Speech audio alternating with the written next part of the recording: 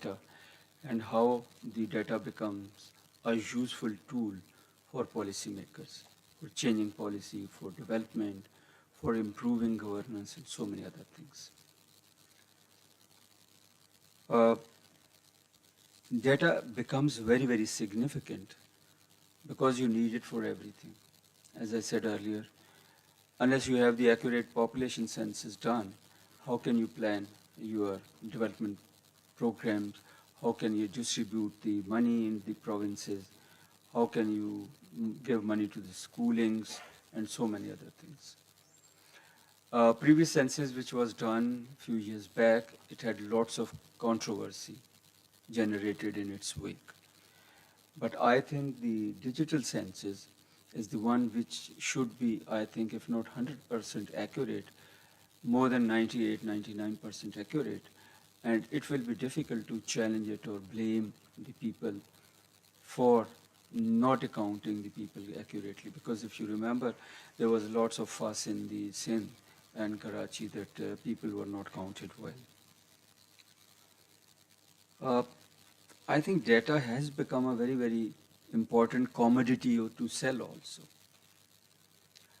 When we get the free apps, the danger associated with these free apps is that they are collecting your data and even the other apps also. For example, I was reading about TikTok.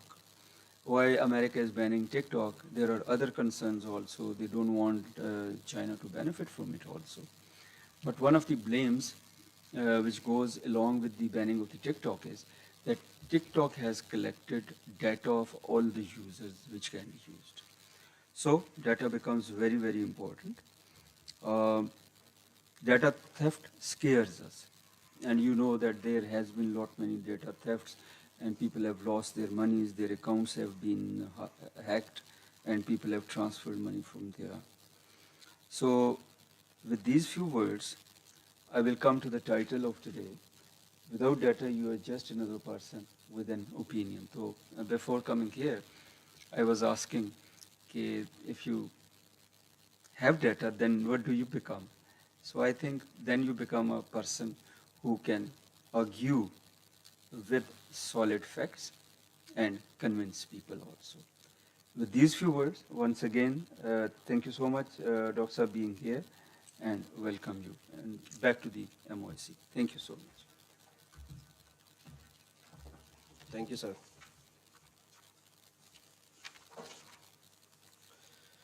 Now, ladies and gentlemen, I'm honored to introduce our esteemed guest today, Dr. Naim Zafar.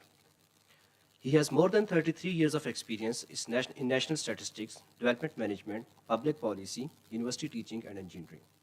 He has been a practitioner and learner of public policy for designing and implementing solutions for the sustainable and inclusive development of people and communities.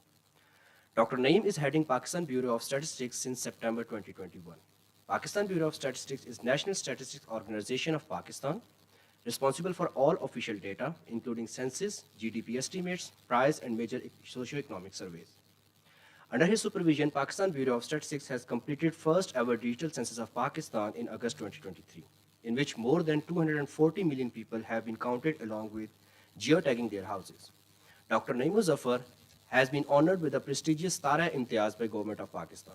Before joining Pakistan Bureau of Statistics, he worked for the Government of Sindh as a chief economist and played a key role in development of mid and long-term development plan for province. In 2018, Sindh Development Forum was conducted, which was his architecture. He has also worked for United Nations Development Program and Planning Commission. Sir, please.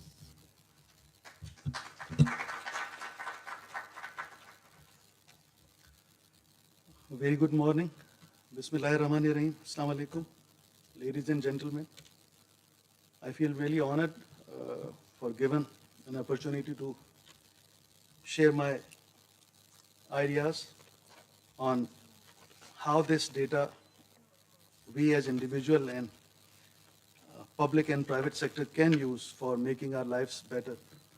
So just to keep the thoughts little structured, I have made put my thoughts on a small presentation. So we all know the title, without data, it's just an opinion. Please move on.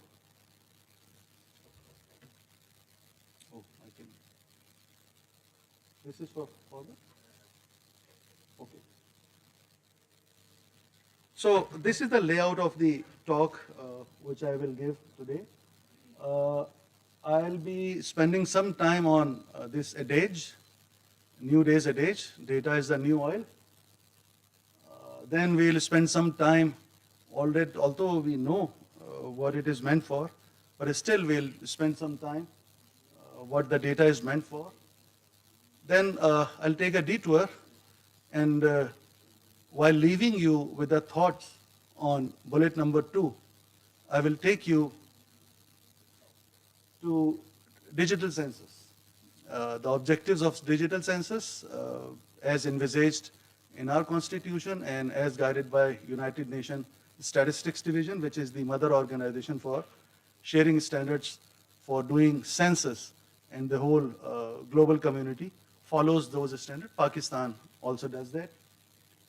Then I'll talk that data is good, data is oil, data improves the decision, it provides the evidence for efficient and effective decisions. So we'll take a stock of situation that how the data stakeholders, data users especially, public and private sector, they are using their data, available sources.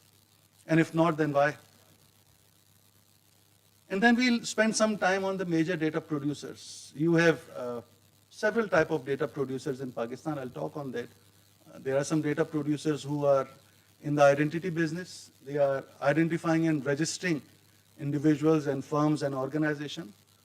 And then there are several data producers who are not in the identity business. Still, they have identity of individuals and firms. Then there are institutions who are tracking data more related with flows between identities. They are per se not in the identity business. And then with this shared understanding, I will talk about the Data Festival, Data Fest, which Pakistan Bureau of Statistics conducted in October 2024. So let's start with this question. Can you see a difference? How to go back? Okay. So you can see the difference. Here I have said, when I'm laying out the bullets of my talk, I did not put a question mark. But when I'm specifically talking on data new oil, I've deliberately put a question mark, and I want you to think. Data is new oil, or okay, February or March last year, State Bank of Pakistan had a conference on big data, and there was a presenter from UK, and she started with the same question.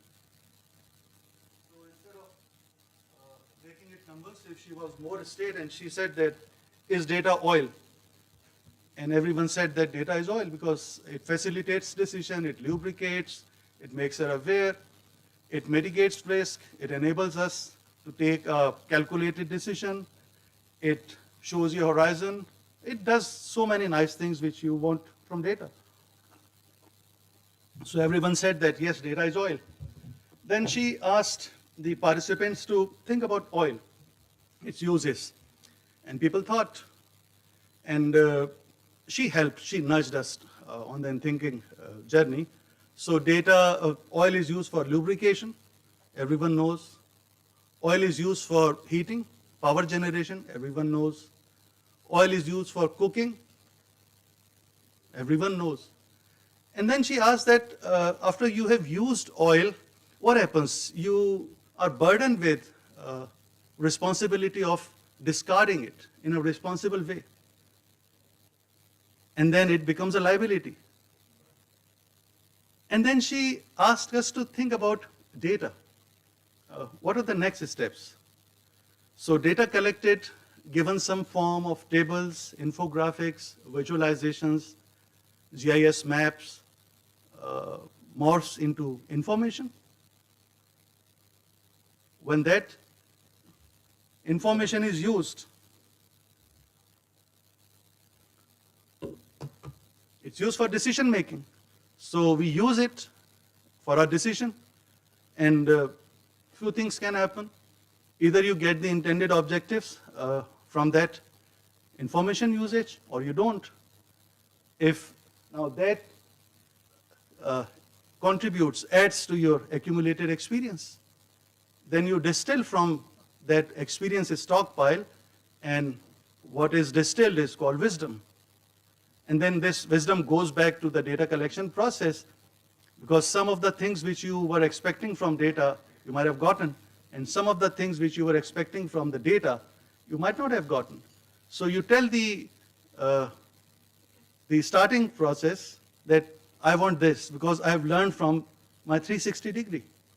So in this process, I mean, one can argue that even in this process, there are some nuisance things, there are some undesirable things which are generated in the data usage, theft, identity, whatnot.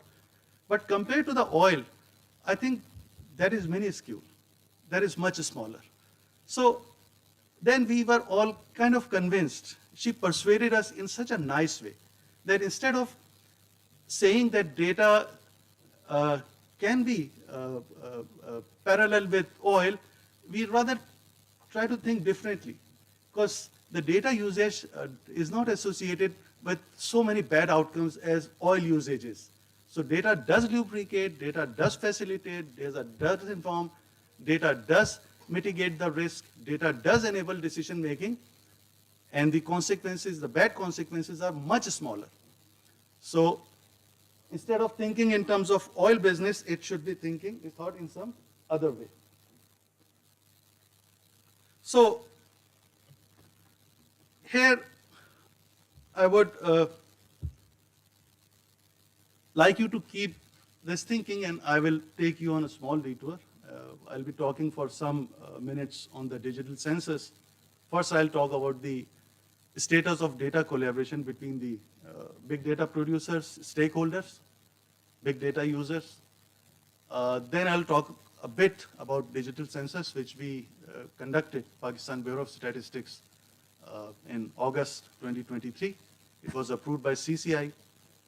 Then I will talk about, we actually volunteered ourselves, we actually exposed ourselves to stakeholders, and they pushed us to really come up with something tangible as to how this data will help the people and the entities in improved decision making, because just narrating, just talking good things is usually not sufficient. It doesn't help. You have to be specific. Then we kind of forced ourselves to think that how to make it happen that data is used, the suboptimal data usage, which is the general characteristics of our data stakeholders, it can be transformed. And then we realized that there are some discrete gaps, and then we conducted Data Festival in October 2024, and that was actually a conscious and a voluntary attempt to trigger that culture of data collaboration, and I'll talk about that. So these are the major data producers. As I talked in the beginning, that we have several entities which are involved in the data of identity. Foremost important, NADRA. They have the individual records, family records, all our data. We have SECP, Security Exchange Commission. It registers profit and non-profit organizations. So just like individuals, these entities, organizations also have ID. So SECP is in registration business. Then by virtue of many of the functions State Bank performs, they are also not that directly, but they are non-trivially involved in identity business. Then we have land revenue. They are another very important entity who is involved in identity business. They are sitting at the ground and keeping track of the birth and death. That's the way ideally it should happen. It has gaps in Pakistan, but it is mandated to them. Local government. Then I put a question mark that entities in flow business, and I've deliberately put a question mark that these are the identity organization. These are the pillars of the data stacks. You make an edifice, these are the pillars. These are the entities who are counting individuals or firms. And there should be some public and private sector entities who should enable these entities to share the data, make the flows happen.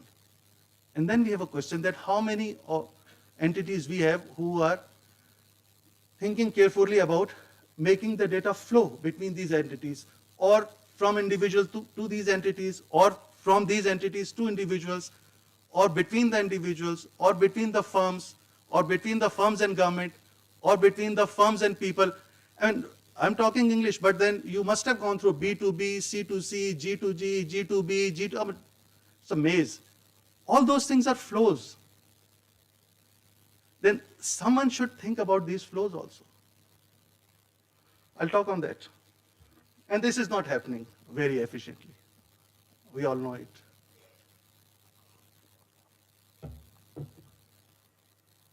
Okay, so as I said there, I'll take a little detour, and then I'll come back to that data value chain, oil analogy, which I said that we should try to think other way.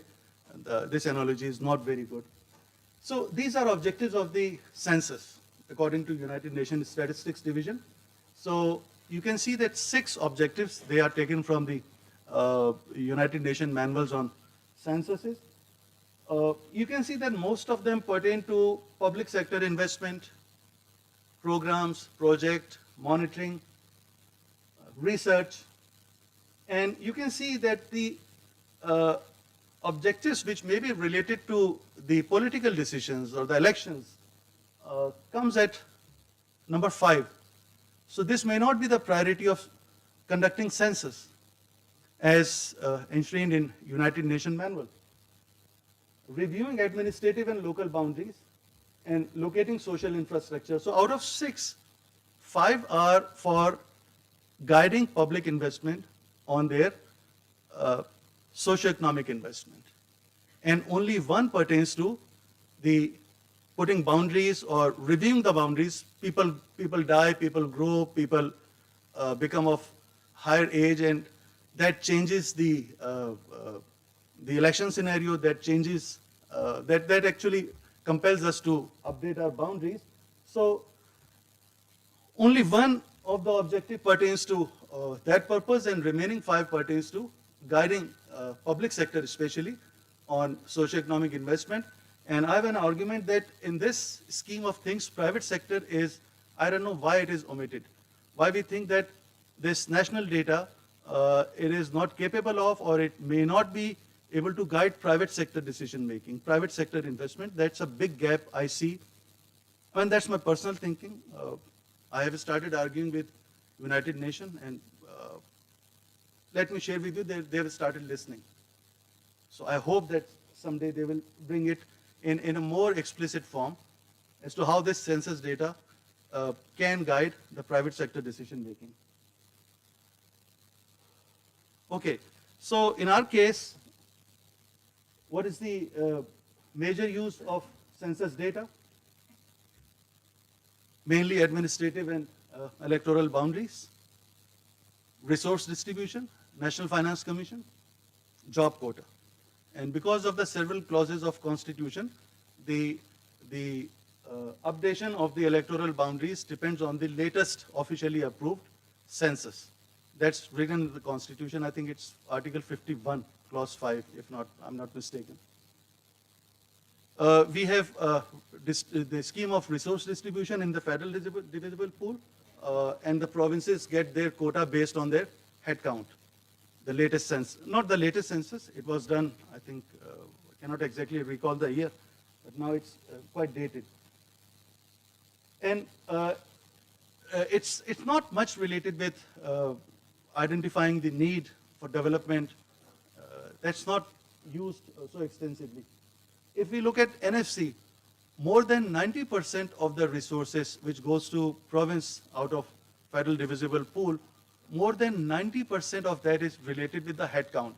So what we have done in our Constitution, that we have incentivized provinces to get counted more so that they get resources more. Such a perverse thing which we have put in Constitution, and we should think seriously about this. there is, I mean, if I share with the exact figures, I think it's just short of 93%. Headcount and poverty, that gives you 93%. And only 6 or 7% is on some performance on fiscal or environment or poverty, for which provinces get the resources. And almost 93% goes because of the perverse things. So, in the census which we have completed in 2023, population of more than 241 million people, growth rate of 2.55% should concern us. And we should take the family planning seriously.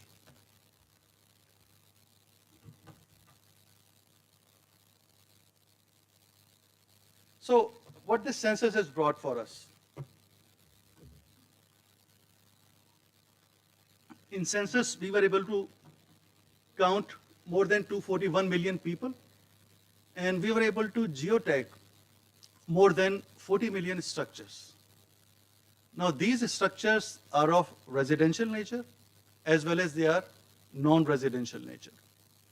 Of the residential, and they're also mixed, of the residential nature, we have single-storied houses, we have double or triple-storied, we have high-rise, we have mixed modes. Out of non-residential structures, we have structures in which there are some government facilities, some social service delivery, public or private. We have economic institutions, retails, wholesales, services, agriculture input, and so forth. So all kind of public and private economic units, they have also been geotagged. Now, this is a great source of information. Now, let's go back to the question of the oil analogy, where I requested that you keep that analogy in mind, and I'll take a detour and I'll come back. So let's take stock of the collaborative culture between data producers. We all know we have NADRA, we have SECP, we have State Bank, we have Pakistan Bureau of Statistics, we have provincial departments, we have Land Revenue Department. And we do not hear very often that the flow between these entities is smooth and it is following some purpose, some business case, some use case. So they have big servers, they have big digital infrastructure, and usually information goes in their warehouses. Not many flows go to the stakeholders for the usage. That is the state of affair between our big data producers. Not that the heads heading these organizations are not so conscious, they are not aware of the benefits from the data collaboration. They are, but still they don't do. Why? Because we collect data, we put it in our warehouses, in our servers. It has to be transformed into information. It has to be processed through many steps. Sometimes we know the intended use, many times we do not. So if we have been telling ourselves that we know all the good intended uses from the data and we have worked on our data and transformed into that good information, we are wrong. We have to listen to the users, what they need. And this should start the process of transforming data into information so that it can be used for decisions, so that it can add to your experience, so that you are able to distill further wisdom from that stockpile of experience. That will not happen on our own. So first we analyze Pakistan Bureau of Statistics, that how we are doing. My colleagues are sitting here. We had very intensive soul searching. We questioned ourselves that after doing some survey or census, what do? We create abhorring PDF files, reports of 200 or 300 pages, of which only 20 or 30 initial pages are carrying substance. Rest of the report is loaded with tables of size font 6 or 7, which no one is able to read, let alone decipher something from that and distill and use it for decision making. That, I mean, we actually have been, we were not doing it consciously. But we were part of that failure. And if someone is in love with the data or data usage, it should be PBS most, because it is our baby. This census is, if it is closest to heart of any entity, it's PBS's heart. So if someone is most concerned for this data or information usage, it should be PBS. And ironically, the institution who was not doing anything for this data to be converted into information and used was also PBS. So 1 year of introspection, soul searching told us that blame is, onus is ours. And then we realized it, and then we thought that we should do the needful. We should try to address it. Then we started thinking about other stakeholders, that what are they doing? And we learned that just gathering data and not discussing with the users, not thinking through, so that we become aware of the use cases, the business cases, the gaps in decision making, this process will not trigger. And after this soul searching introspection, we thought that it's this culture, we cannot dent this culture just by writing letter to NADRA, to State Bank, to the provincial departments, to universities. It has to be some well thought, big exercise, kind of a festival thing. And we should nudge, we should encourage, we should invite the big data producers to think on how they can create use and business cases while focusing either on one data set, or if they think that information or the data from 2 sources or 3 sources must be collated to enable decision maker for taking right decision, then we must talk about the collaboration. So after that careful thinking, we concluded that unless we create an event in which stakeholders are able to discuss and they are able to gain the shared clarity from collaboration, from sharing, this process will not start. So if I am entity A, very powerful, and there is entity B, which is not so powerful, entity B has good data, entity A can coerce, then what entity B will do? If they are both in public sector, then I'll try to take shield behind the files, behind the rules, behind the laws, behind the approvals, whatnot, and I'll try to make things convulsive. And I'll do something so that the process stretches to a year. And entity A will get frustrated and say, hell with you, I don't want your data. And I'll say, oh God, I'm relieved. I frustrated him and I kept my data. But end result is failure of both entities, which is not the good outcome. So then it struck on us that unless both entities are clear on the shared benefits, this process cannot become voluntary.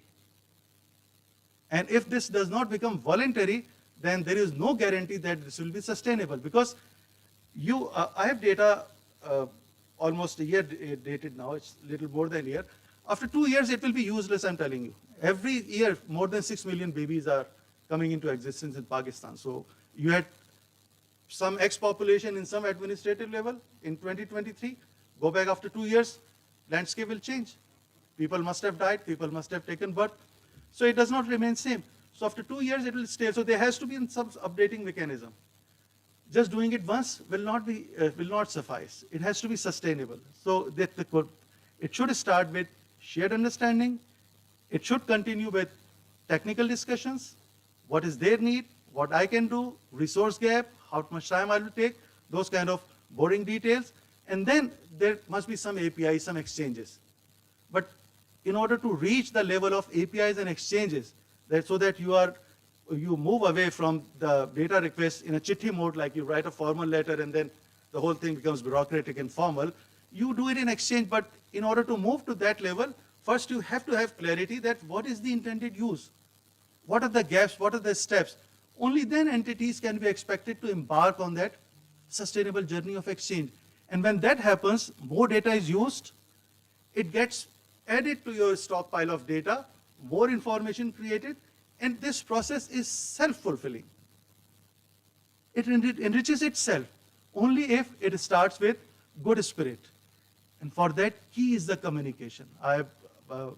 Just a while back, we were sitting with General Saab, and I said that Fatakallimu Tarifu, it's an Arabic adage from Hazrat Ali Karmullah Wajo. Fatakallimu means speak up. Tarifu means identified. So he said, he was one wisest companion of Holy Prophet, that speak up so that you are identified, you are appreciated. So the data value chain is no different. The data stakeholders must speak up. And that's why we conducted Data Fest, so that they must speak up.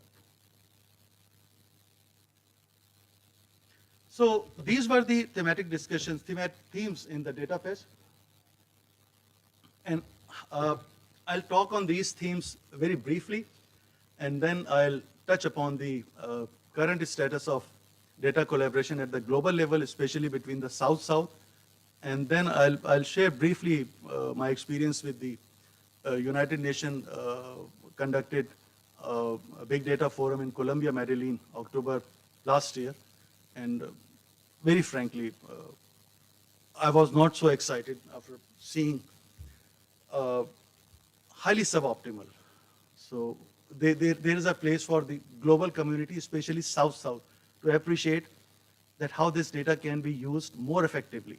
The kind of learning exchanges we have at the South-South currently is highly suboptimal. I'll talk on that. So these were the 5 thematic areas, and I'll briefly touch on each of the themes. Data for life and equity, basically we touched upon health and education and equity. Then another theme was data for governance and growth.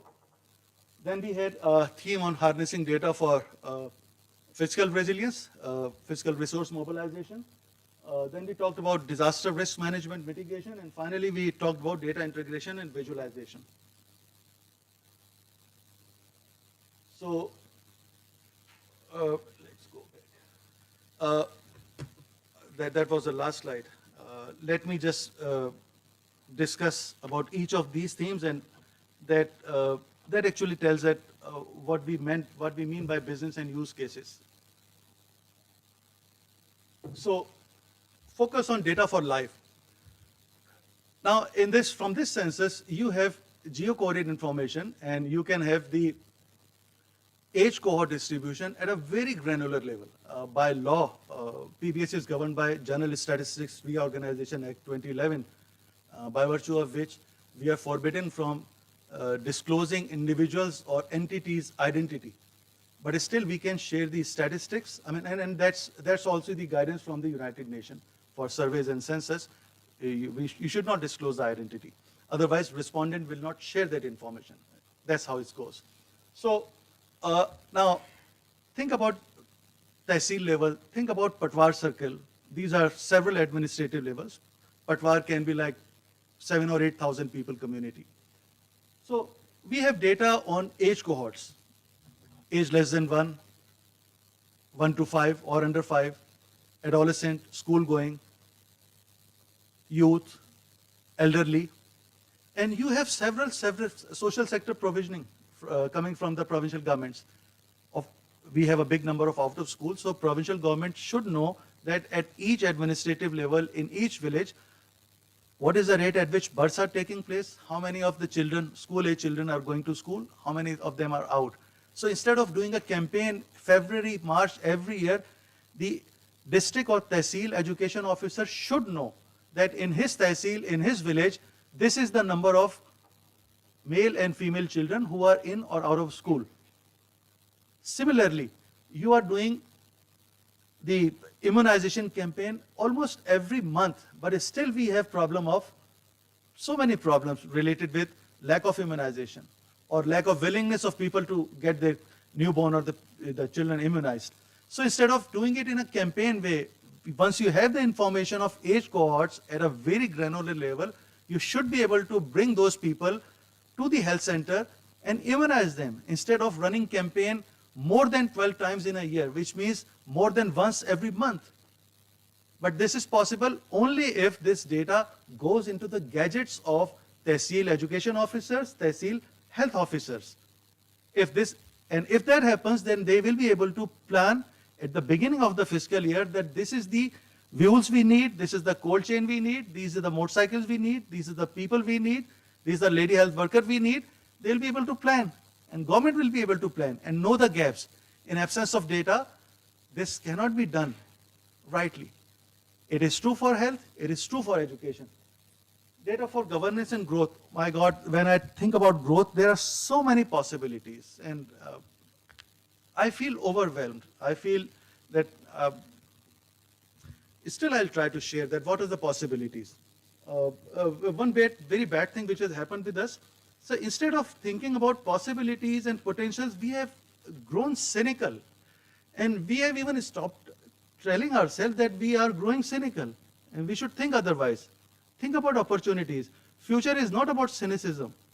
Future is about potentials, possibilities, and doing efforts. And sharing that passion with the fellow people.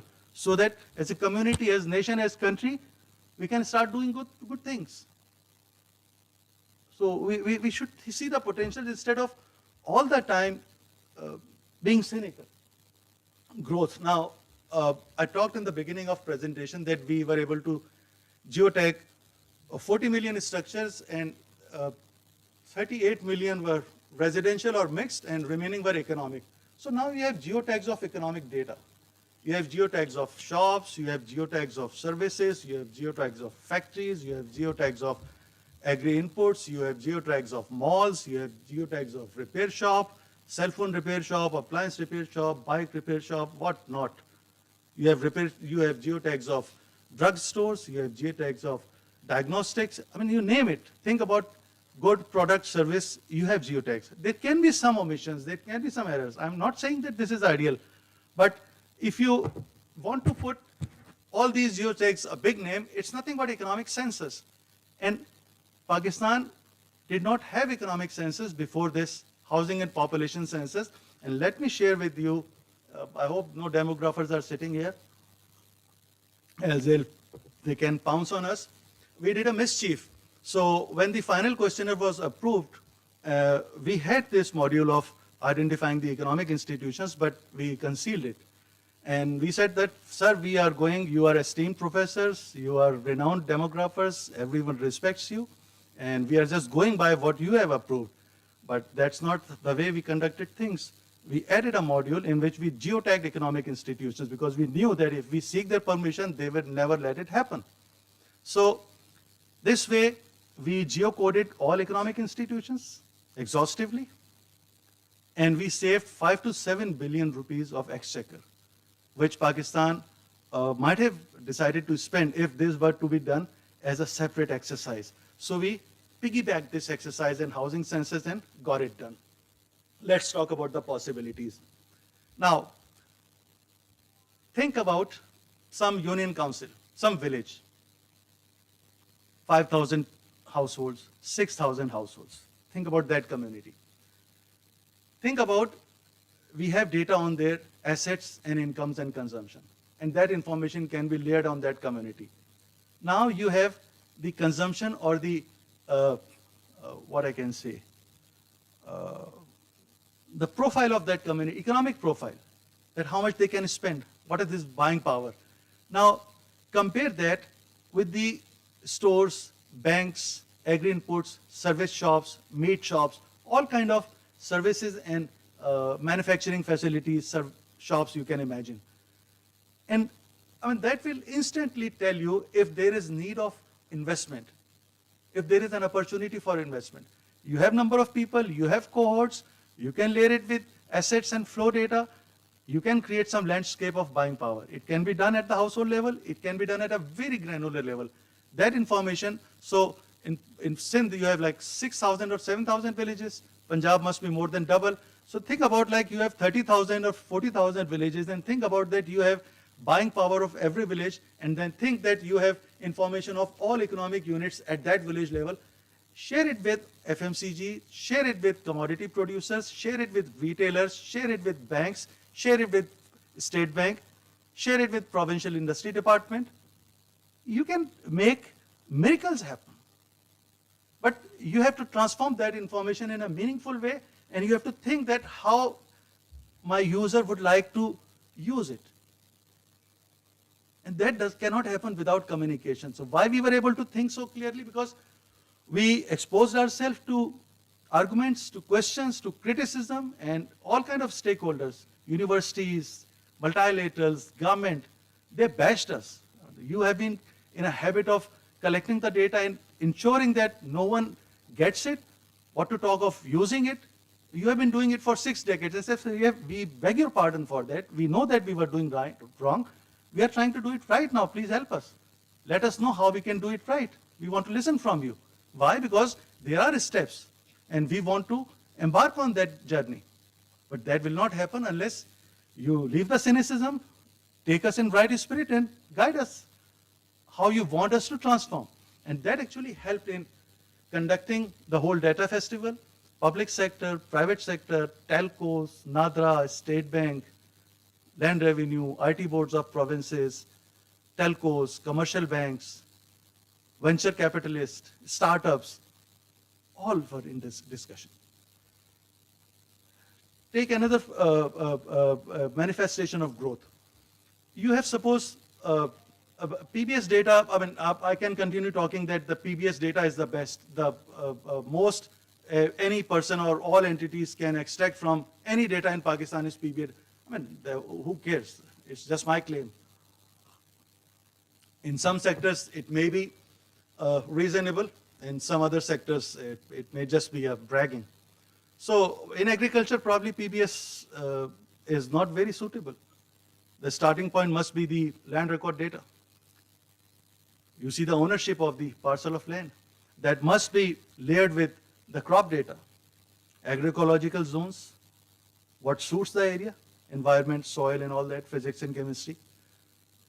What is being sown? What is the output? You compare the output, average of output at a granular level with tehsil, with district, with province. You see the output gap. You do a survey, you take the information that what is the gaps in access. Now, with this scheme of things, suppose previously you knew that there are 500 farmers in some tehsil, small farmers, less than 10 acre, and they had some input access gaps. And 500 was not a scalable number to attract public or private sector. Why would Angro come? Why would Forgy Jordan come? Why would Aisha come on 500? But if you have data on 4 or 5 districts and you're talking about a digital platform of 10,000 small farmers, believe you me, they will pounce on that data. They will try to use all those startups, which we consciously kept in the discussion, that those startups, digital platforms are small.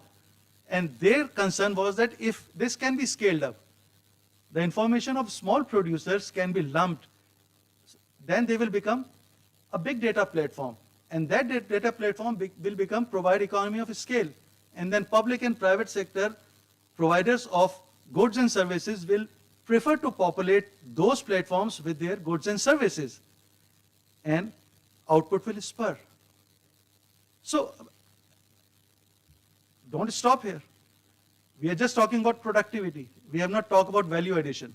Now, you talk about wheat as a commodity, you talk about sugar as a commodity, you talk about rice as a commodity, you talk about maize as a commodity, you name it.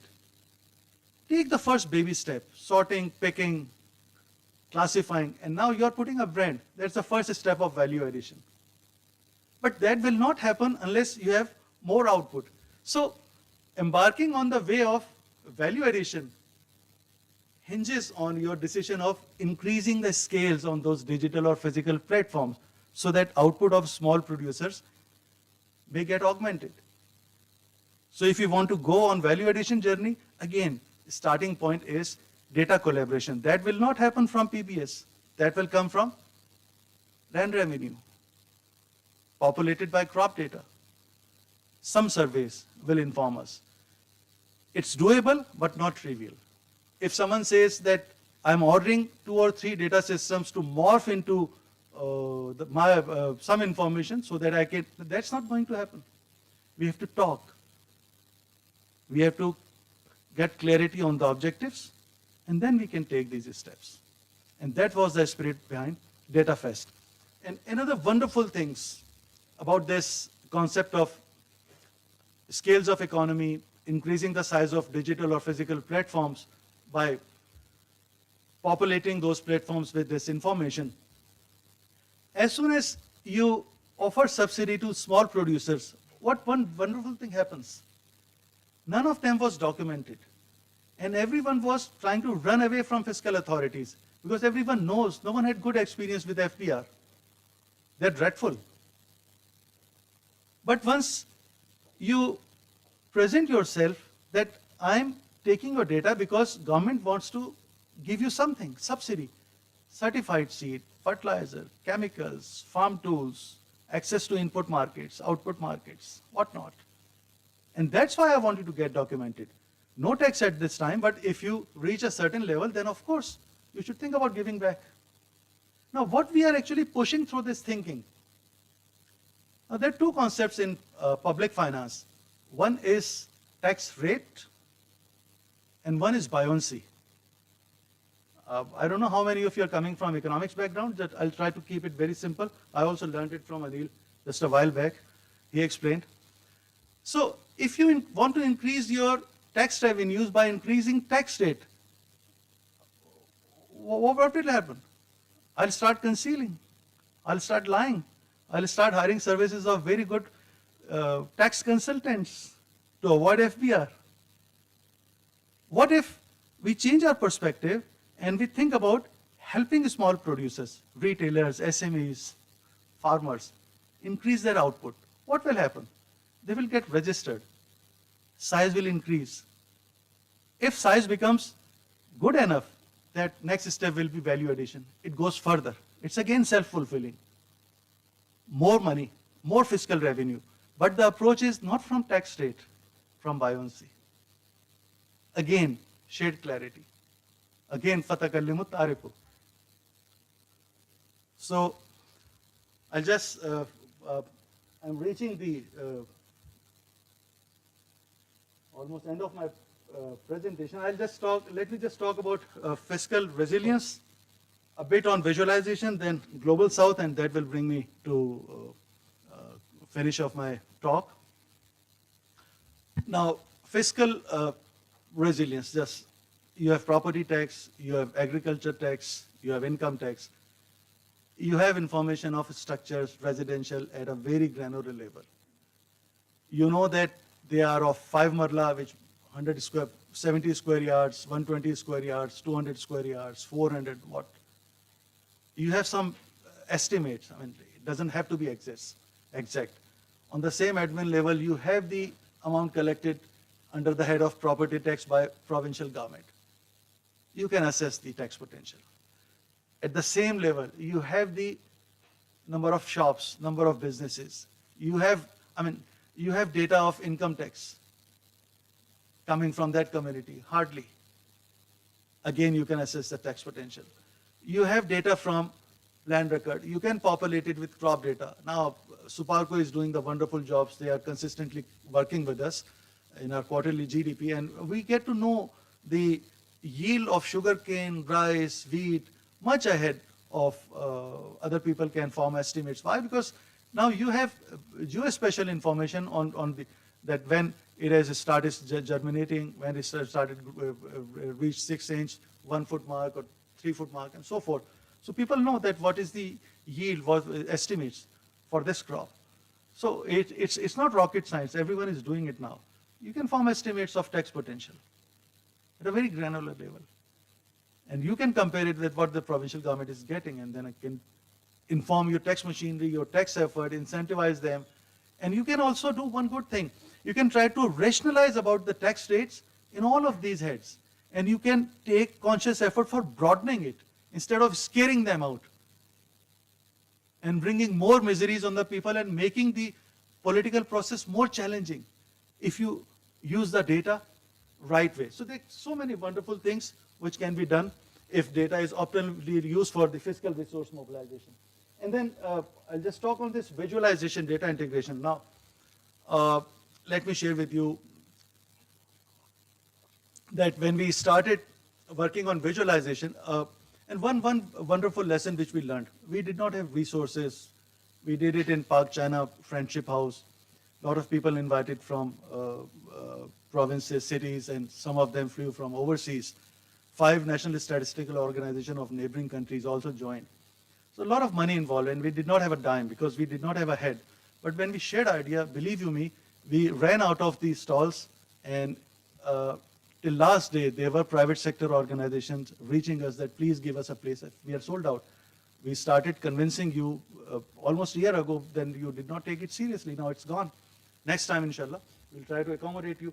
So we started, we engaged with UNFPA, we engaged with World Bank, and they gave very good help on R, Shiny, on ArcGIS, on Python, on web scraping, all latest tools, how to update the frame through drones, AI. We learned all that. And we created nice visualization, very wonderful, like catching visualization, dynamics. And we thought that we have done a great job. And then came the person who was moderating this session. He is a friend of mine from Karachi. And he said that, have you included any creative director in this discussion? And then I said, I did not know that. I said that, why would a creative director be included in something very technical? What you're talking? I'm talking about 2 or 3 more GIS maps. I'm layering one information, other, making it richer, color scheme, dynamic, blah, blah, blah. Why I need creative director? You don't know, it's not your business. You need a creative director. And then he showed me that health evolution of global community in which the countries are shown as bubbles and their average age is shown, and then by and large 200 countries are close 200 years back, and then they started departing from each other. North take the lead and South is lagging behind, Africa is further lagging behind, and then people started collaborating, and then the age again started converging. So 203 years journey of 200 countries was shown in 4 or 5 minutes movie. Many of you might have seen it, I believe. And that's it. He showed me that clip. You need it for this. You have to make it exciting. What are you talking? You want to talk in numbers? You are stupid. Think about having a creative director. And then, wow, that's the thinking we all should have. We should be able to put in our heart in the data usage.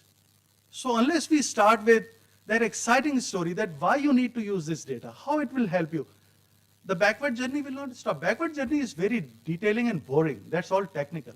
Who wants to know it? It's all about that intended use, how this will enable decision making.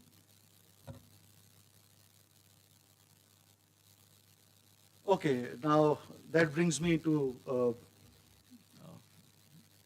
finish point. Recently, I got an opportunity to attend the United Nations Statistics Division Conference on Big Data in Medellin, Colombia, just after the Data Fest. Now, let me just recall how many discussion rooms we had. We had 10 discussion rooms in that complex. And in each of the discussion room, there were 4 sessions in a day. And the conference lasted for 3 days. So more than 110 discussions were there. And I mean, all knowledgeable people from multilaterals, from universities, from consultants, all big names. And I was expecting that they will be focusing on use and business cases, which what I've learned from this journey after doing census, that it should be the starting point. Unless we have clarity, you see, unless I have clarity on the business case, I cannot share that. If I don't have it, I cannot share it with NADRA. I cannot share it with the State Bank. I cannot share it with my national account team. So in absence of shared clarity, which means in absence of initiating the talk from business case, what we are doing? We are wasting our time. Because if we don't do that, we cannot make the collaboration voluntary. And if we are not doing it, then we are ensuring that it is not sustainable. Then why we are doing it? Haven't we gotten experience from our past that coercion is not collaboration? It cannot sustain. So And alhamdulillah, thank God, it was a success. And good thing is that now the big data producers have started engaging amongst themselves with some business case, with some use case. So in public sector, between the public sector entities, this has started, and I'm very sure that this will not stop to public sector. Uh, we should help, we should enable private sector in their risk assessment, because if this data about the consumption, about the value chains, about the supply chains, about the economic clusters, if this not shared, this does not enable private sector, then they will not be able to form the bankable proposals. Then the private savings will not be able to transform into investment. And because this ensures, if investment is thought this way, then this ensures that your your value addition or your growth will be more based on your local savings and less based on the foreign investment, more entrenched in your endowments. So there will be more chances of value addition.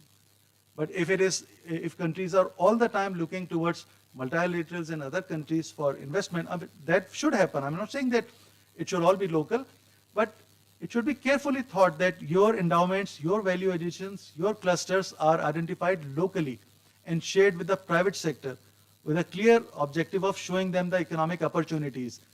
And believe you me, once they are able to see that, they will pounce on that and they will start making the bankable proposals, investment.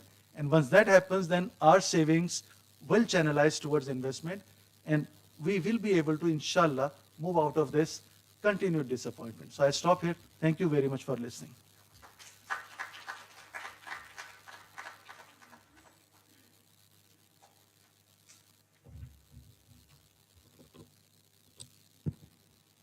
Thank you very much for your insightful discourse, sir. Now I know why you chose this topic, and I know the real meaning of this topic. Now, audience, we will open the floor for question and answer, and I will request the audience to please keep your question and answer concise and short.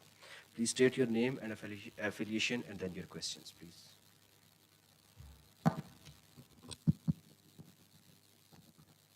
Thank you very much. I would like to know what is the go-to place in Pakistan where a think tank can go to get the right data for our research products, because this is a big hurdle and a deficit. And do you get data analytics also in your input and give it to the relevant ministries, or is there a central depository where all these products are there? For instance, my research team wants to go and get data on gender, on population. So do we have under right to information direct access to Federal Bureau of Statistics, and are you forthcoming sharing that data with us? Second question is about the kind of reputation Bureau of Statistics enjoys. So, I know there's a lot of improvement now, but in the past it was just an appendage which used to dress the data as it suited the government of the day. So what is the situation now? I enjoy second question more.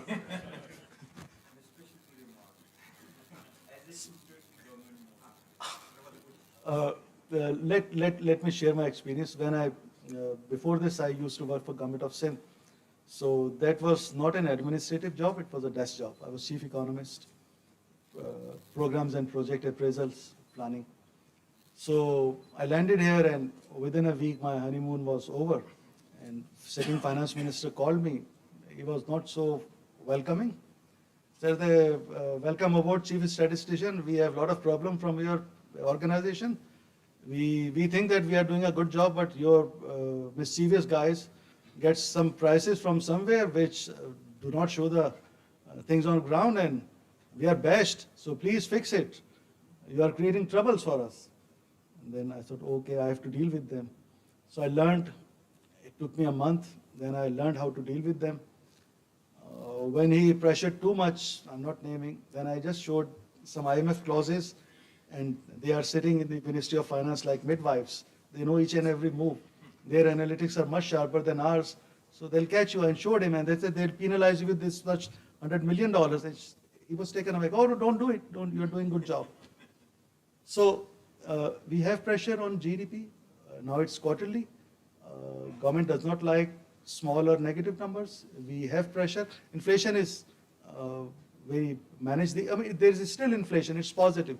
So don't think that prices have gone lesser than what they were in 2024 January. It's not that. Its number is positive, although small. But prices have gone up. Although the pace at which they were increasing, that has tempered down.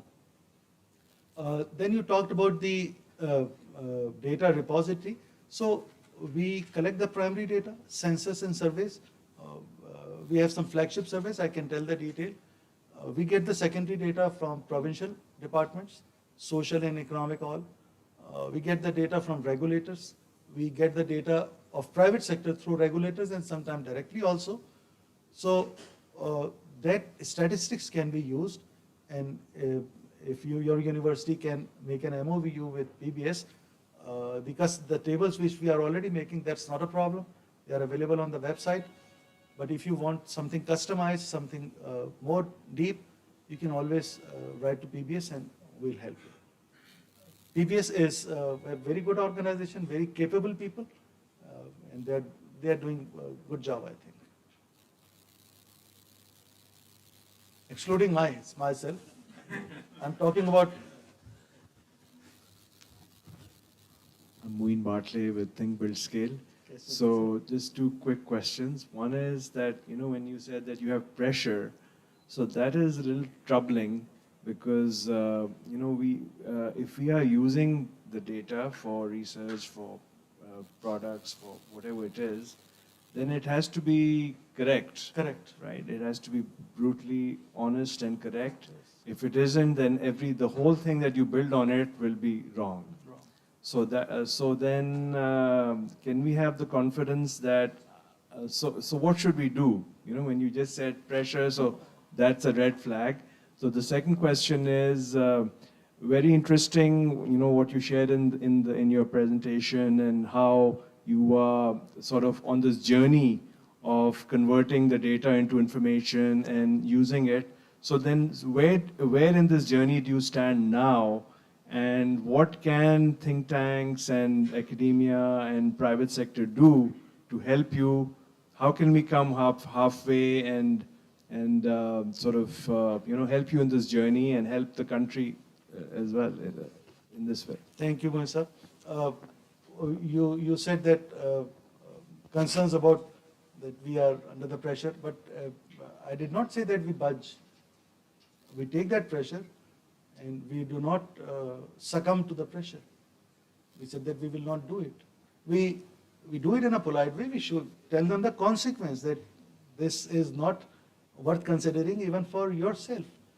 And we tell them, the political stakeholder, that you may get these short-term benefits, but please look at the mid-term cost damage you will have, because this will not remain concealed for long.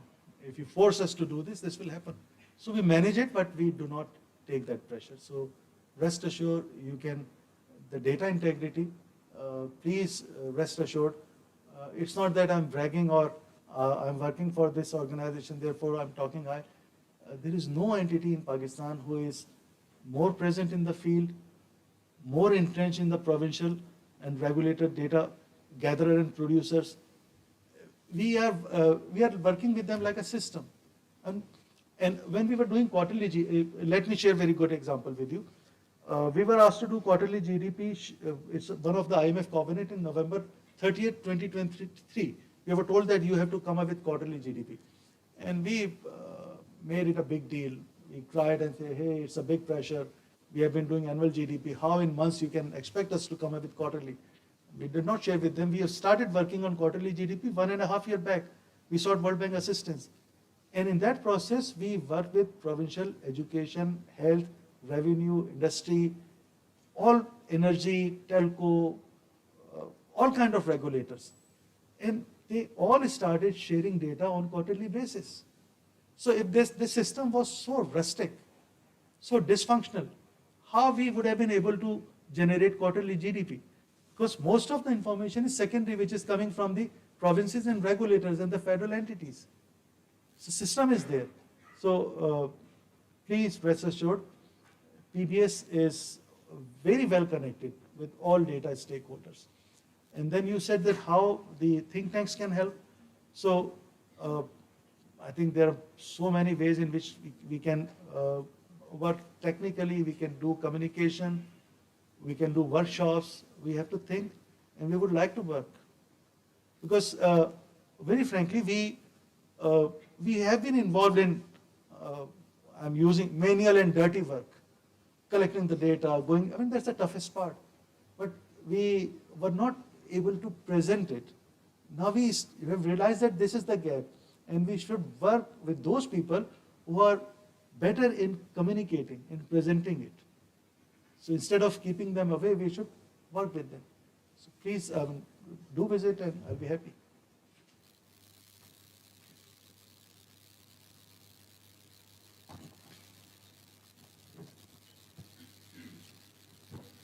Assalamu alaikum. I'm Mehak Fatima, pursuing management sciences, and I'm a student of Dr. Zunaib Tahir. So you have shared several reasons for the lack of collaboration between the entities for sharing the data. One reason could be the difficulty of the process. The employees lack the skills required for sharing the data. They hesitate, hence change averse mindset. So don't you think that organizations should work on reskilling their employees? Therefore, they can participate in fostering the sharing of the data? I absolutely agree. I cannot emphasize it further, that we should be able to reskill, upskill our people. There are some problems because we are still a public sector organization, and we cannot do the hiring or training as a private sector firm can do. They're very flexible and independent in their choices. Nevertheless, in whatever ways, I say that I beg, I steal, I plead, I borrow, whatever. I try to augment capabilities of PBS.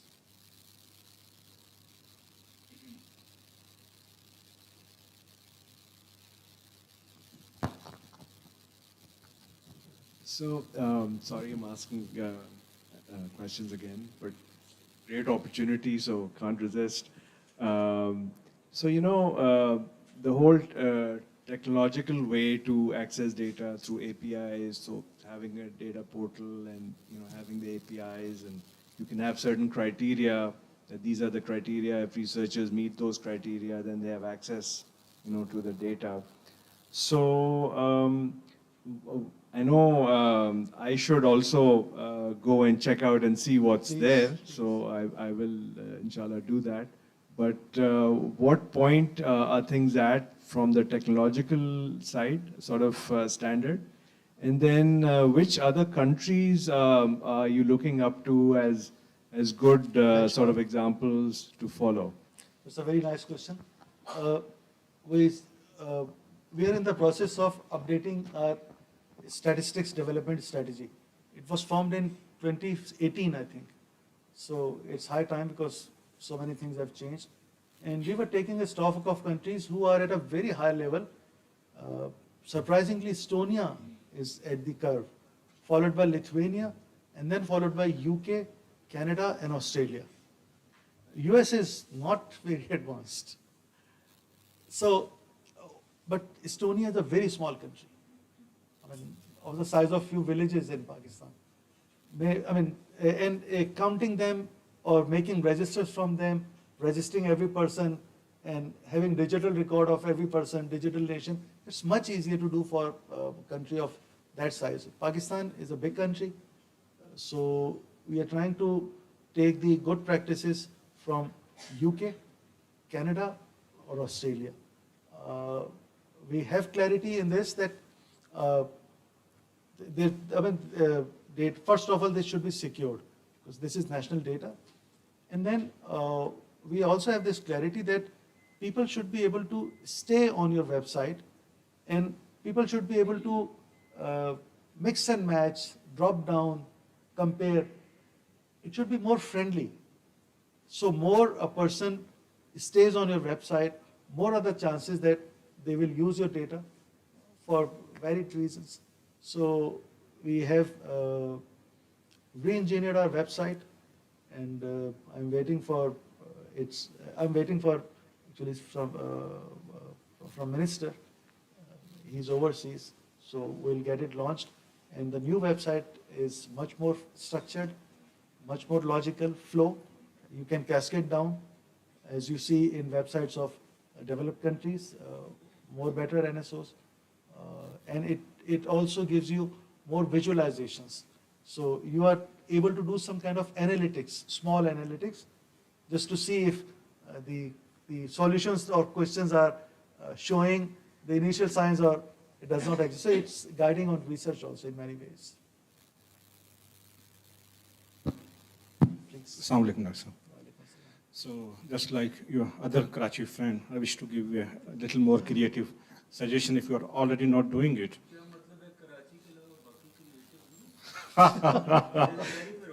Okay. Actually, Karachiites Karachiites are creatives and the rest are ultra creatives. So, just quoting a small incident, I was attending a conference at Faisalabad Chamber of Commerce. Just before me, one vice chancellor of the Agriculture University there, and he was telling his success story, 103 innovations I have just made during my last 5 years, etc. When he came back, sat beside me, I inquired, how many of these you commercialized? He said, none. I said, why? What is the utility? It's not my business.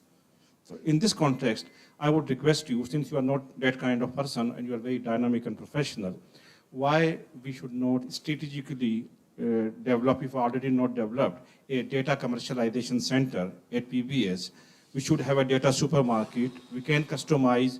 All provincial capitals should have a data markets, and you have a supermarket at Islamabad. We can pursue and sell data like a good salesman that make the organization more sustainable.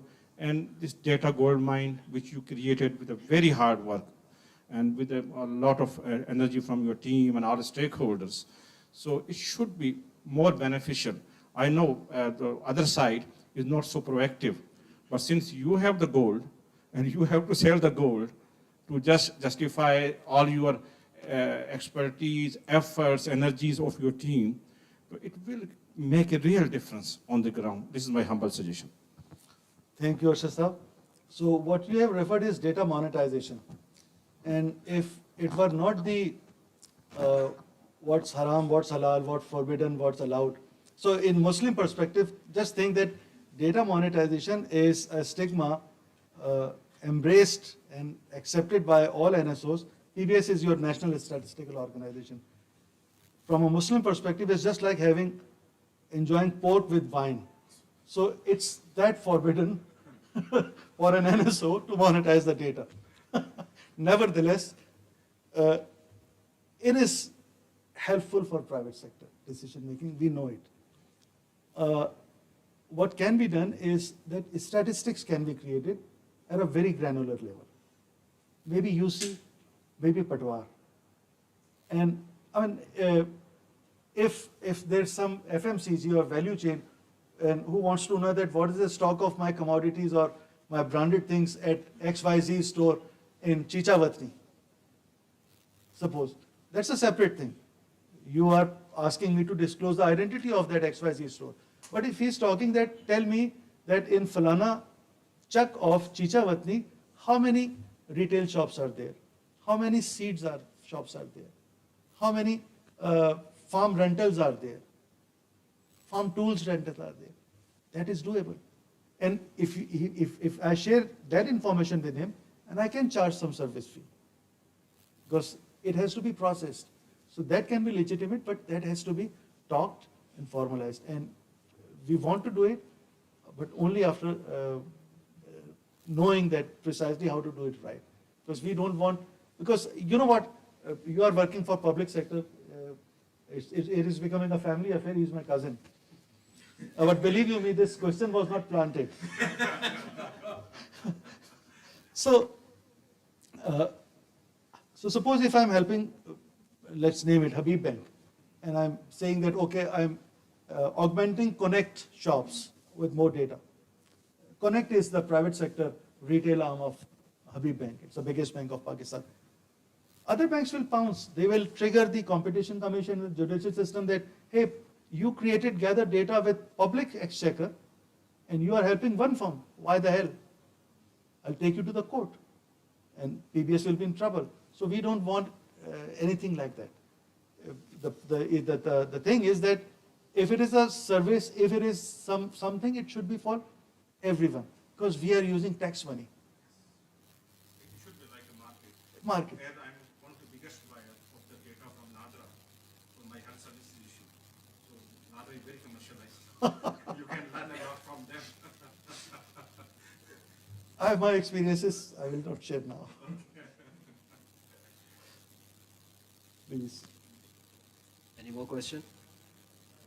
Oh, sorry.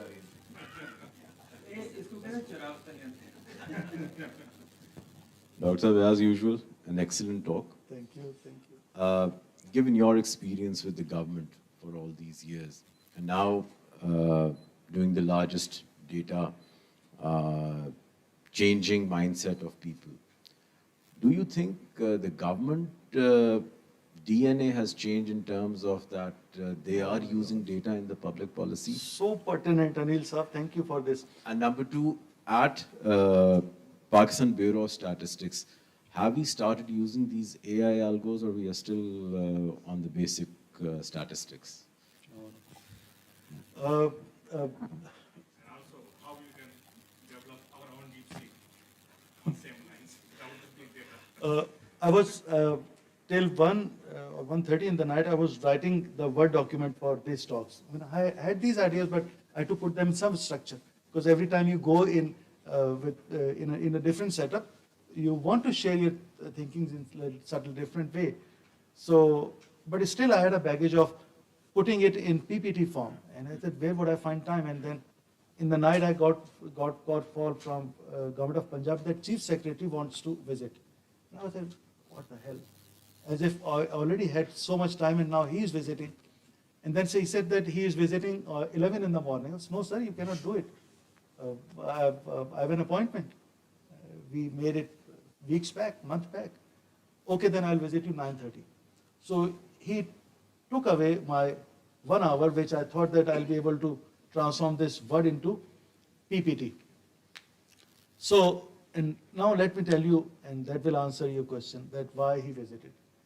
He wanted us to share that information and some ways of updating that information on age cohort distribution at a smaller level, on the economic units distribution again at smaller level, and the updating mechanism may be done by Government of Punjab or PBS people using the digital infrastructure we have. A replica of that structure may be created at divisional or headquarter level in Punjab, so that instead of doing the census again and ensuring that this information is not used, we make it dynamic and then connect that dynamic information with the gadgets of secretaries. That's the question here. You are asking a wonderful and big question. Let's do it. So that answers your question that there is very strong appetite in the provinces, and Sindh is no different. Sindh is equally pushing us. Punjab is more progressive. Or I would say that they are more resourceful, they are a little advanced than other provinces. So appetite is there. And now we are at the level of making APIs with the provincial departments, because they are updating all the social service delivery data, economic service delivery data. So we are into exchanges. And what was the next question you said? Oh, no, I think I should share with you.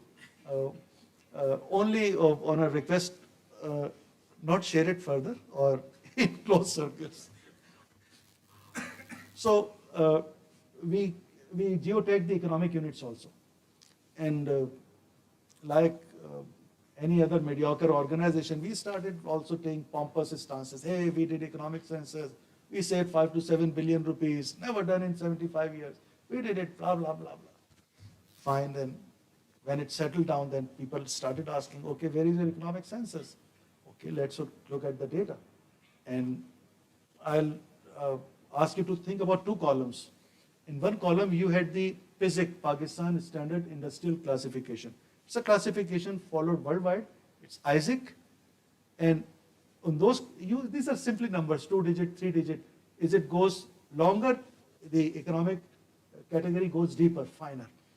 And within these codes, you have the economic units. You directly or indirectly know that how much value addition they have made in a fiscal year. You collect all that value addition, that is your GDP. Right? So we saw that column and half of that was empty. And then I was taken away, oh my God, I've been making tall claims, where would I go? And then we started seeing that how can we circumvent this, how can we address it? Then provincial people are so nice. I mean, we were scared that provincial education department people who actually did this census, they will not be so sensitized, they will be kind of indifferent, not, but they are so meticulous, they are so sensitized, they owned it. Another column had remarks. And I'll just give you an example. You have a retail shop. So remarks was Karyane ki dukan, which means retail shop, provision store, mart, chakki, masala, departmental store. So written in English or Punjabi or Urdu. For one major economic category, there were 25 to 30 variants. Then it dawned on us that it is not the way. Isaac will not help you. It's the text programming which will help you. So we had some training for development partners in natural language programming, AI, and we further enriched it and we used AI. And now more than 85% of the economic units at ground, they are matching with the codes. So that was the extent of use of AI. So again, I tell you, I mean, same people. No hiring from FPSC these days. They did the wonder. So I mean, that's why I keep saying that, for God's sake, don't be cynical. People are good. Let them show their goodness.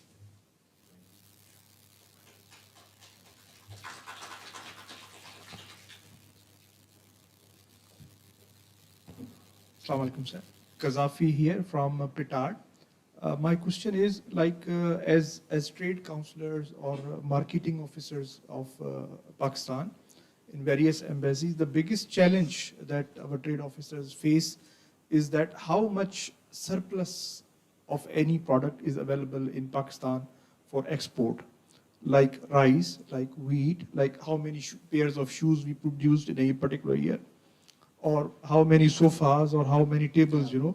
But we mostly we ask these questions from various ministries, but we never receive this data. And we then what happens? We are unable to market that our surplus product in the countries that we are posted. So can you as a PBS help in this regard? Like, do you have any specific data, like how much we produced in a particular year? Like, these things are given sometimes in economic survey. But we normally, the details about consumption patterns are not available, and how much surplus is available. Of course, it varies because of the climate, weather, production, you know, all these things. But how can we give some data to help our, our trade officers in various countries? Here, I know that for commodity we are much well placed, but I will request my colleague from PBS, Mr. Atit. I think he is more well placed to respond on this question. He is our Director General of National Accounts. Thank you, sir. Thank you very much for raising this very important question. As Chief Saab has already pointed out, PBS has really changed a lot in the last 2 to 3 years, and we have really moved from manual data collection to digital data collection, and everything is on CAPIs and gadgets. As far as your question is concerned, this was an area which was missing in our statistical system, and we have improved a lot during the last 2 to 3 years. As Chief Saab has said, that we have introduced quarterly national accounts in our system, We are also working on other aspects of the national accounts also. One of the areas that was missing was the supply and use tables, which is very important for the economy because it is always established fact that total supply must always be equal to the total use, and if there is surplus, then it must be shown by commodities. So that was an area that was missing over the years, and we had these supply use tables in 90s, and then after that we could not develop them. But recently, under the guidance of the chief statistician, we have been working with the ADP, and we are developing the supply and use tables for the previous years. And that will enable us to have the commodity level supply side and the use of that commodity, and even if there is any surplus or if there are any inventories available which can be exported or which are available for export, that will be highlighted in those tables. So we are working on that, and in a couple of months or 3 to 4 months, we will be able to have initial supply use tables for the public also. Yeah, that was a gap on our part. We updated it. Assalamu alaikum. My name is Umair Enver from Qaid-e-Azam University and student of Sir Zunair. My question is, as you told us that you have been working in this field for many years, so what is the capacity of your organization in terms of collection, quality data collection and its reliability? The question why I'm asking, because if we just overview our society in terms of moral values and ethics, we are quite deprived of it. That's why I'm asking, because the data which we collect today, tomorrow, it will be a useful information. So the reliability and the quality matter a lot. And the second thing, I have been reading that the data which is on the website of the World Bank, even though it is not quite reliable, I have read it. So how you justify this? Thank you. Let me begin. What you see at the website of World Bank, World Development Indicators, it is nothing but what they get from NSOs. So it can be as reliable as data which comes from NSO. PBS is your NSO. Data reliability depends on two things. The capacity in several steps of data collection which you have at the desk level, at headquarters or the regional offices, and the reliability or the integrity or the morality of the enumerators which are in the field. Two major things. So we have dedicated sections who know how to sample if this is a survey, who know the qualitative, quantitative aspects of a questionnaire, who know the response burden, who know the biases, who know the details of the training, probing, all the details of conduct of surveys. They know, and they have been doing it for quite some time. All the national level surveys, PSLM, labor force survey, all surveys you know, quite capable. The field staff, good and bad. For census, we seek the help of provincial government because we do not, we have size of 2,200 people, gazetted, non-gazetted, both. So I'm not saying that we have a big army of angels. It can be some unscrupulous people. But what we have is that the data collection is digitized and is geo-referenced. So if you visit sometime PBS, I can show you the trajectory of the enumerator. So from house 1 to house 2, from any primary sampling unit, from any block selected, if the person went straight or if he went convulsive, sat somewhere, had a cup of tea, and then visited next home, we have that track. And if we see that, for instance, if in social survey, if a person goes and say that you have any children or there was any live birth, and he says no live birth, then of course he doesn't have to fill that where did you go, skilled birth attendant, vaccination, immunization. He doesn't have to fill 2 or 3 modules. He gets done like in a snap. So we see that in a systematic, that if this omission is systematic, we know that He's not doing his job. We hold it from here. Gichi, we call it. Gichi se pakad lete hain fir usko. So we have that monitoring system. So we don't have to rely on his integrity or morality. We don't want to do that. Why would we do? Thank you very much for your engaging question and valuable comments. Now I request President IPRI, Ambassador Dr. Raza Muhammad, to deliver his vote of thanks and also to present a memento to our honorable guest.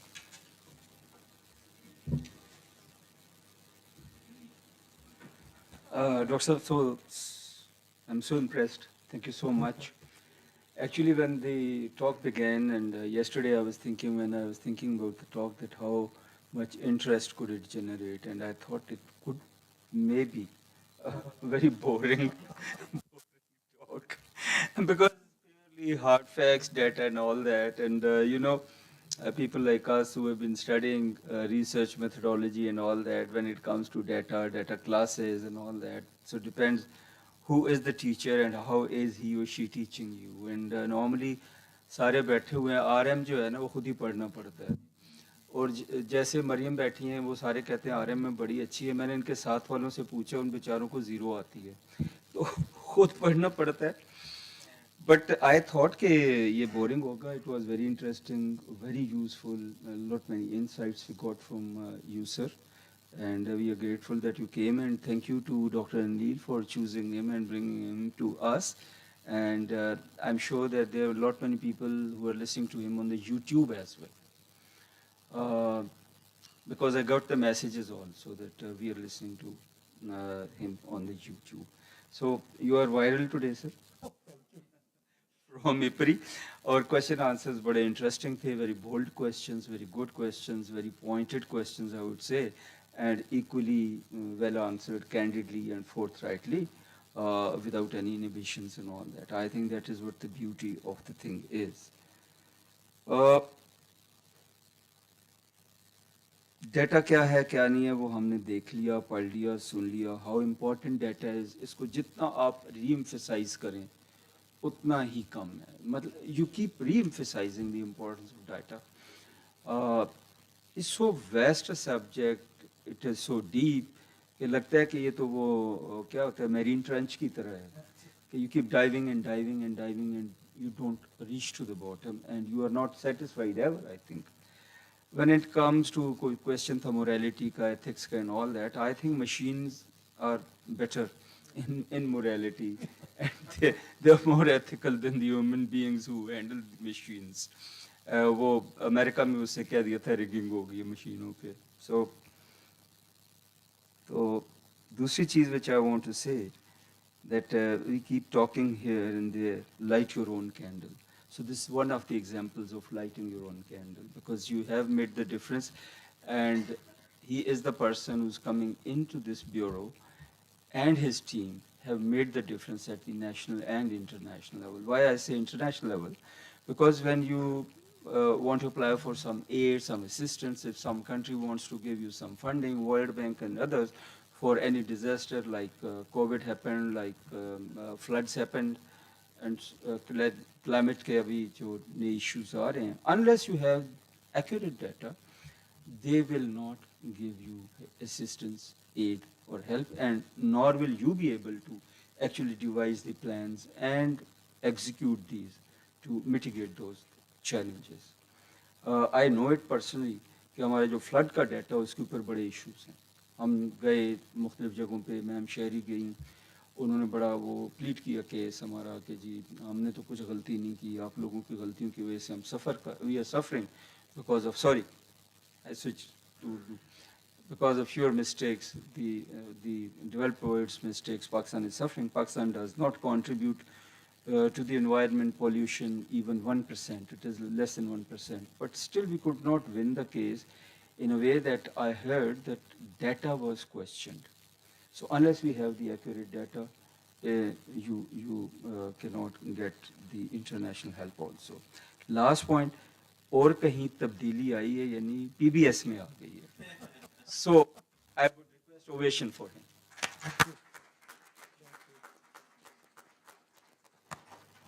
Thank you so much.